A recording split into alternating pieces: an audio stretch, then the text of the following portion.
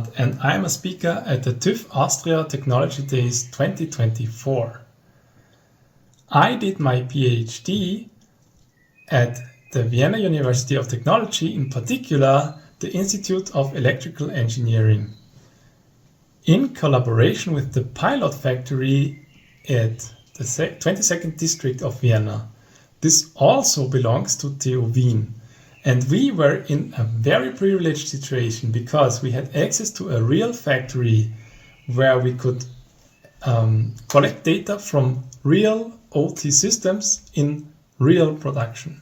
So we had a data set that made it possible to evaluate our OT anomaly detection prototype with real data.